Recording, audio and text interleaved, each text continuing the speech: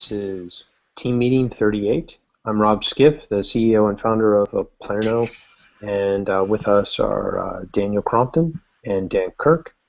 Daniel is our Director of Technology, and Dan is our Director of Operations. So today on Team Meeting 38, on our open section, we're going to talk about our community meeting that we're going to have. And some news about some changes in our marketing. We're going to talk about our transfer policy draft that we've developed, and then we're going to talk a little bit about next week. So the first announcement is about our community meeting, and Dan or Daniel, do you want to announce it? Since I'll take the next two.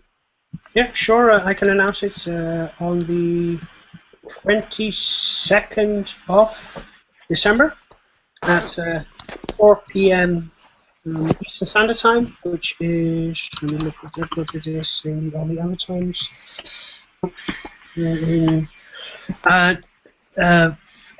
p.m. in Los Angeles, 7 p.m. in Rio de Janeiro, 9 in London, and 10 in Paris, and in the middle of the night, sadly, for our New Delhi and our Singapore, Tokyo watchers. But in Sydney, if you get up early, then you'll be able to watch it at 8 o'clock in the morning. So GMT is what time? GMT is 9 p.m. Okay, and East Coast, where most of our faculty are located, is at? 4 p.m.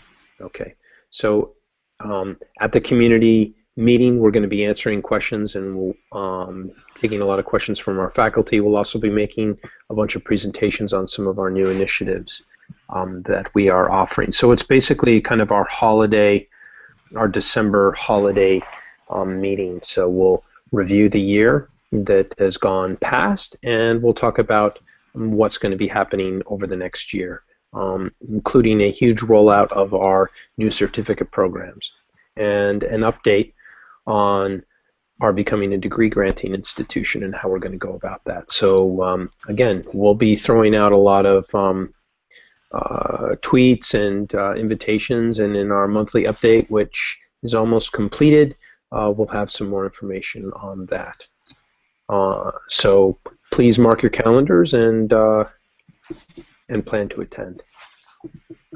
So the next item on the agenda is we had some sad news last week. Jessie Mae Emmerich, who joined us as a co-founder and a team member and our director of community and marketing, has had to resign due to a family issue, and we're sorry to see Jessie go because she was a real pleasure to work with, but family first, as we say here, so we completely understand. So we wish Jessie and her family all the best, and hope that in the future we can work with Jessie again, because again, she was great. So that means that we have an opening in our core team as Director of Marketing and Community Development. It's an open position, and it's listed on AngelList. And we'll also be listing it in a few other locations, including our website. So if you go on to AngelList, and let me grab the Plerno piece. I'll attach the link otherwise to the in the comments below. Okay. So check that position out. It's we're working hard to get from the 2 students we have now to next year getting to 1,000 students and building a lot more courses, and I'm also getting the word out and building our brand recognition. And so we're looking for a real innovator and a expert in marketing, and someone who wants to help create a Plerno with us. And again, that's a co-founder position, because you're really the 4th part of an important block, and you'll be involved in all the a lot of the daily decisions and really creating a Plerno with us. Dan and I Daniel, and I have helped to create the basic foundations for everything, but we need to get the word out, and that's something that we are struggling with. But we'll get there. We just need to find the right partners and networks to make that happen. So that's that. Yes, of course. For that counts as well. If there are any faculty members out there who know somebody who is interested in a position such as this, or can actually use their own networks to spread the word, tell them about either their own courses or other courses that people might be interested in. Please, we ask you to do that as well. It's not just it's not just us three in the community, of course. We have a huge community which is attached, and where we can all help to make Plurno great. Yep, and make sure that again, send out and retweet or Facebook post, share on your Facebook the opening for the position, and also make sure that you share the, as Daniel said, the information about your courses as you're developing them. Dan, do you want to add anything to that? No, I think, I mean, it's a job posting. Please send it to great candidates. Yep. Okay, let's go to next, which will involve a little bit more discussion, transfer policy draft. And let me just pull that up.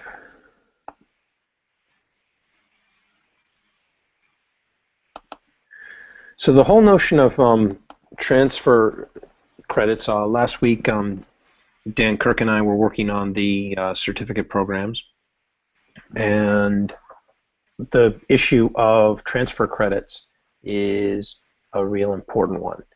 And we want to make it so that people can transfer some credits in and start building their resume, their portfolio, the list of courses they've taught, their classes and skills.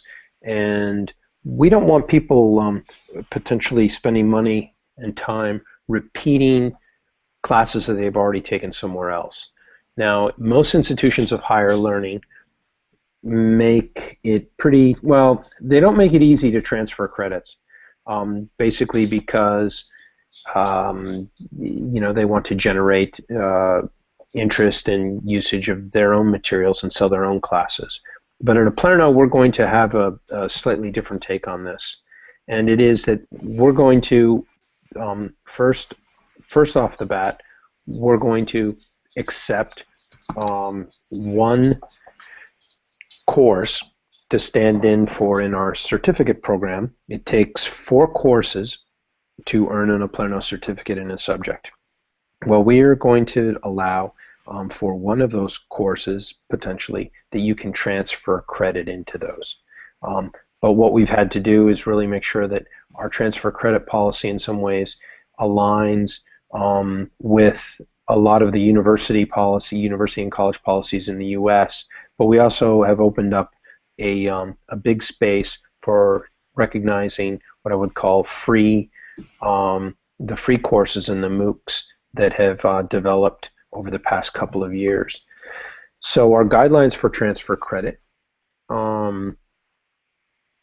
this is draft, and we'll be posting our final policy online in when we open up our certificate program, is that for our transfer credit, students must have earned a C in the class that they want to transfer to.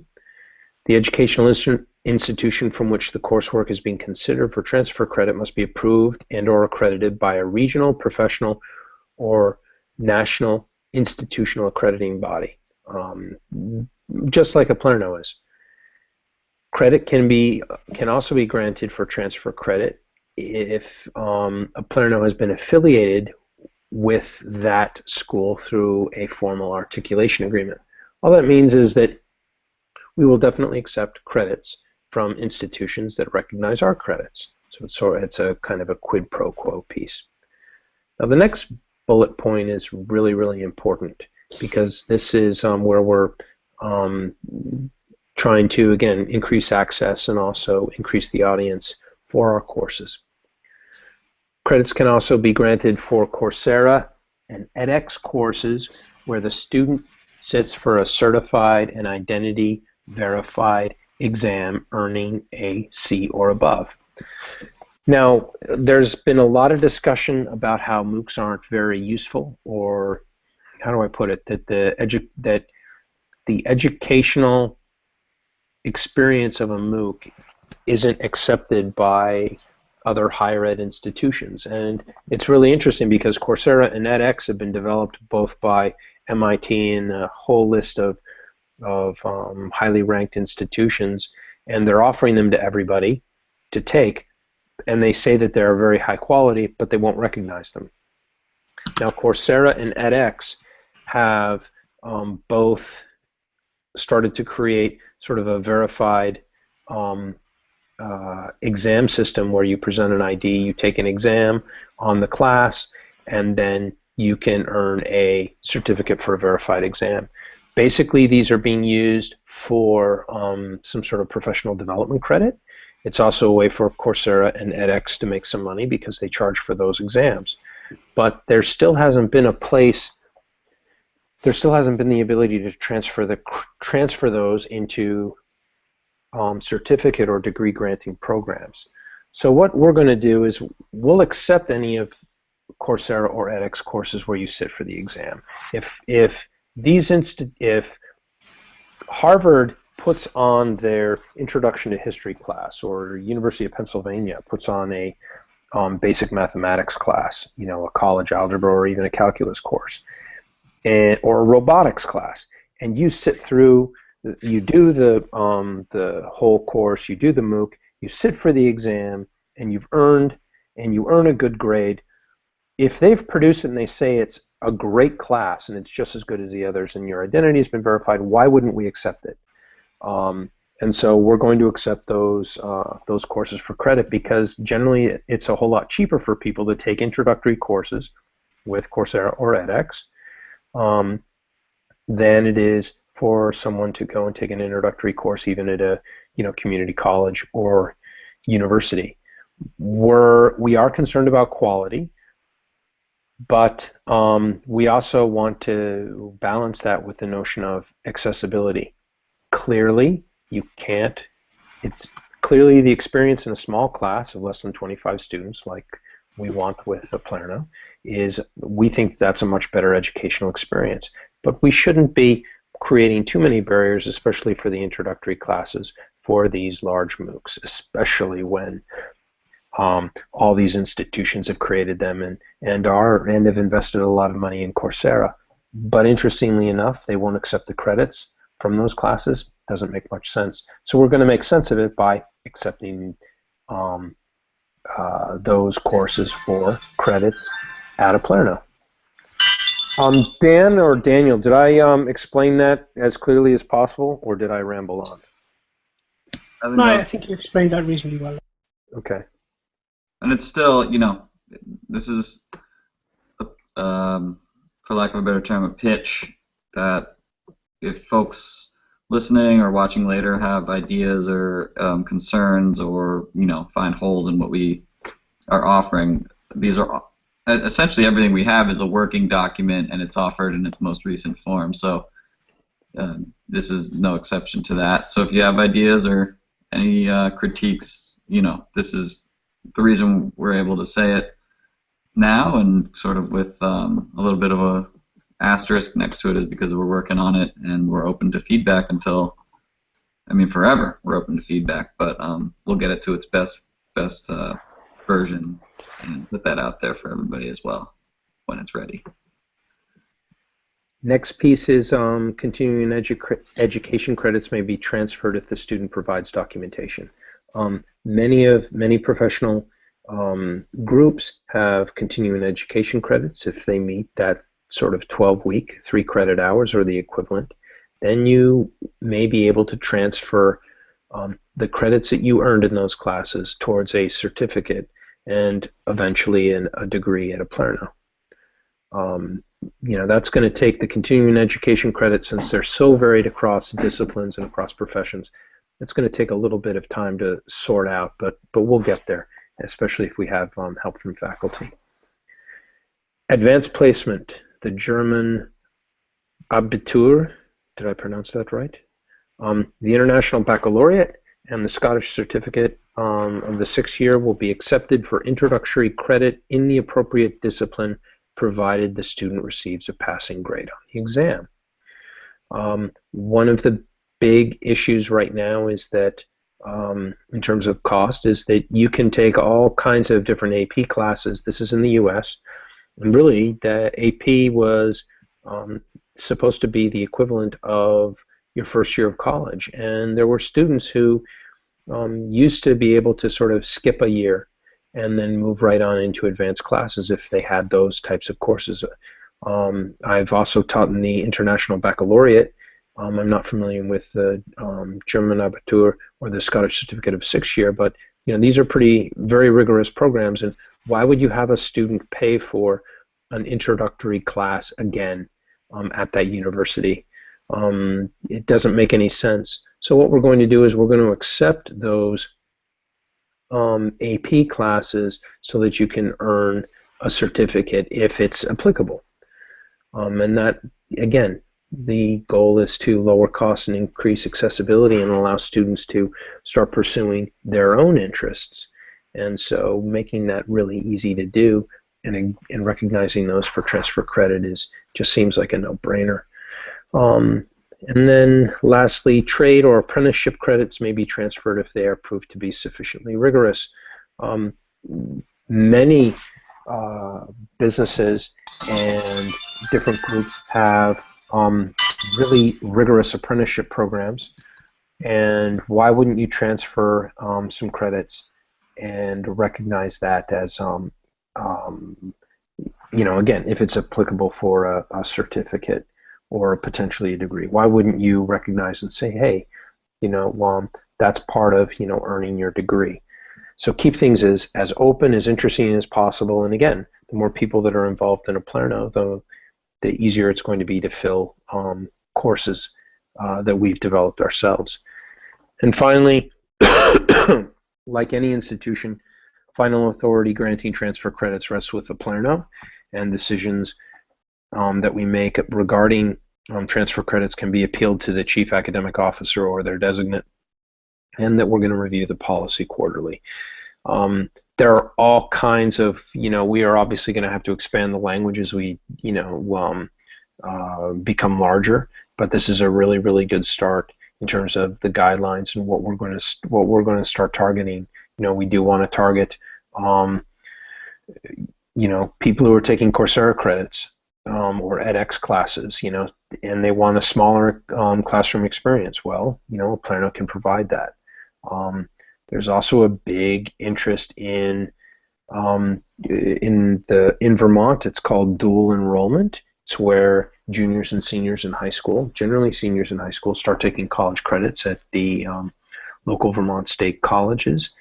And we think that we're going to be able to offer for those students who are capable of taking classes, look, why not start earning some college credit when you're in high school instead of sitting through that very boring class your junior or senior year? Why not take a semester-long course with us in a subject that you're interested in, and potentially both get a high school diploma, but also a certificate in an area that you're interested in and that you know has some applicability to business.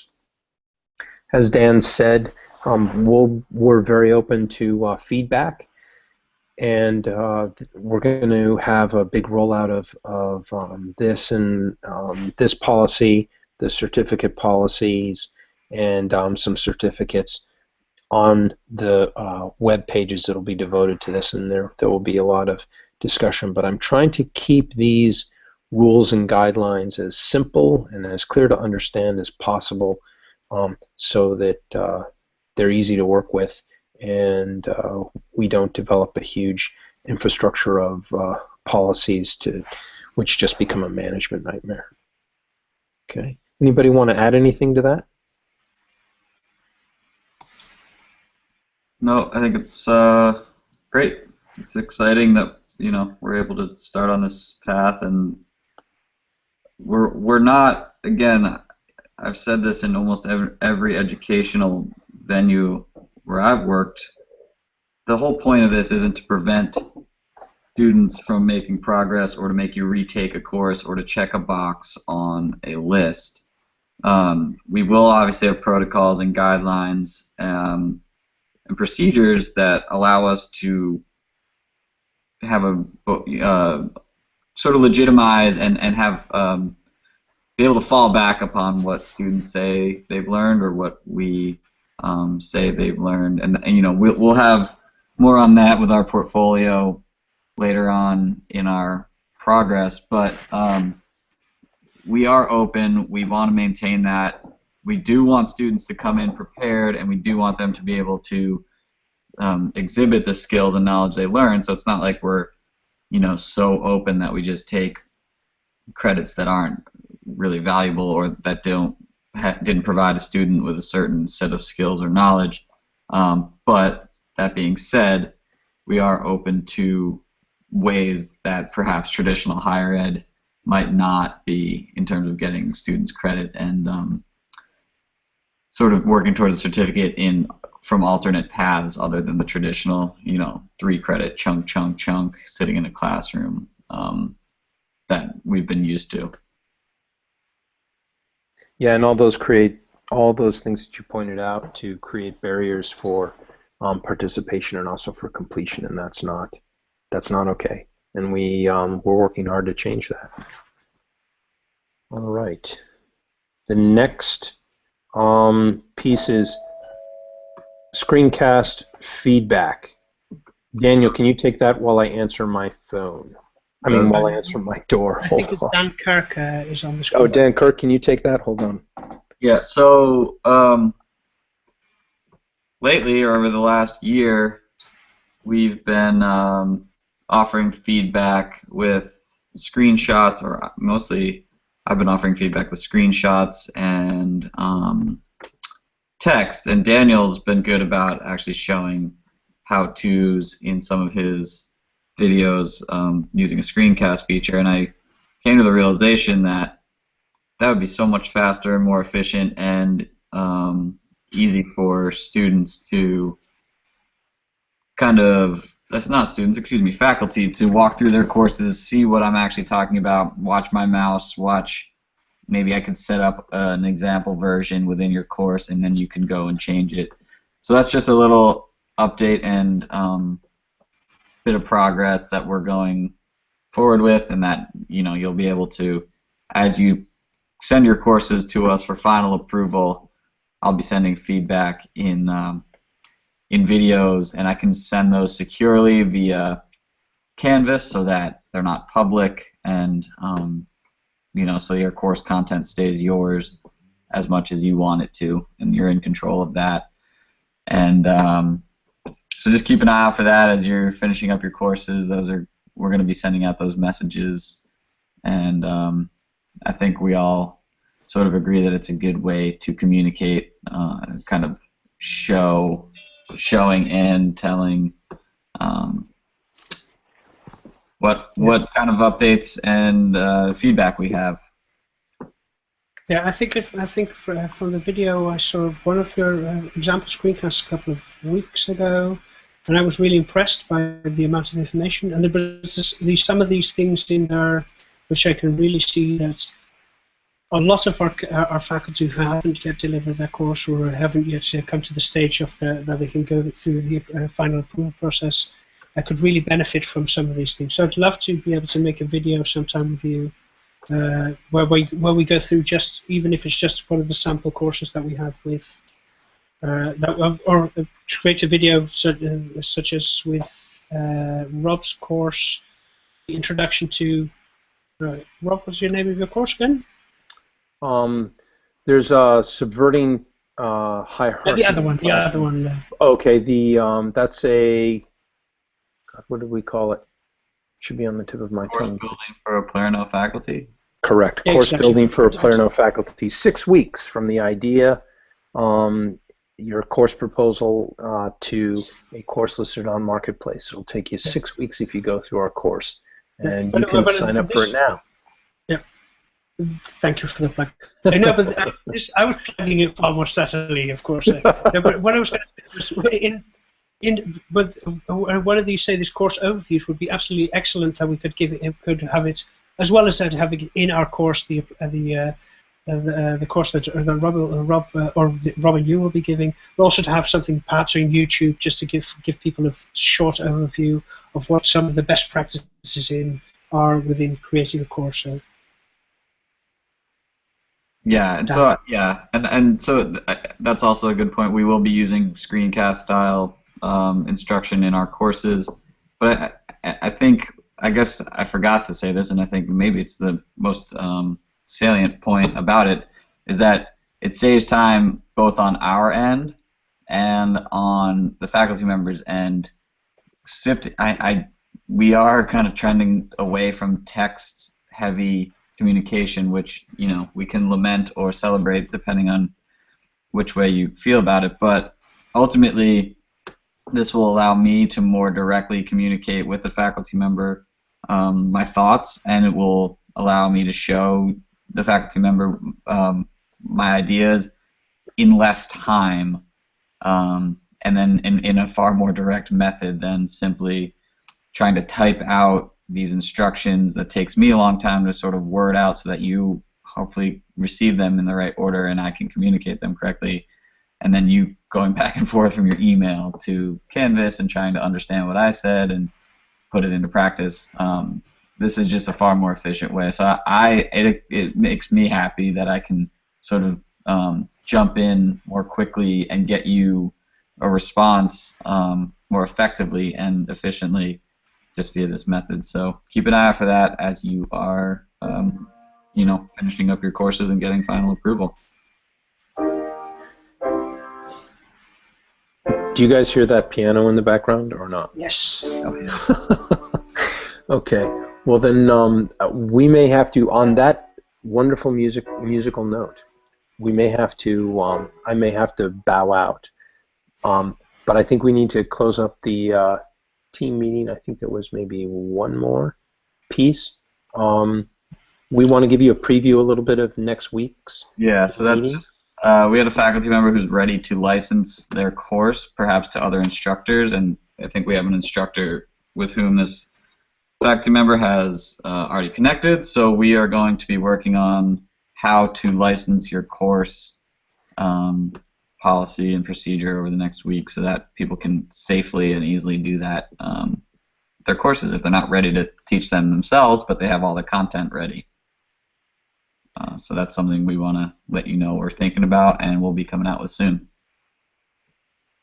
Yeah, excellent. And remember that one of the things that's cropped up in some meetings with some institutions of higher education is them wanting to potentially, again, like Dan said, license, buy our materials from, well, hold on, let me rephrase that. Buy your materials, okay, from us, and what our policies are going to be regarding that. And it'll be very open as you guys know. Listen, thank you very much for attending the team meeting 38, and we will see you next week at our regularly scheduled time, and then we'll see you online. Yeah, I still have one or two messages. Oh, Remember, on the 22nd of December at 4 p.m. we're going to have a community meeting. So at 4 p.m. Eastern Standard Time, and I'll post everything and all the times in your local time zone on Twitter and on Facebook and everywhere, and on our homepage, and also subscribe to our channel. And that's it from me. Have a good day. Have a good day.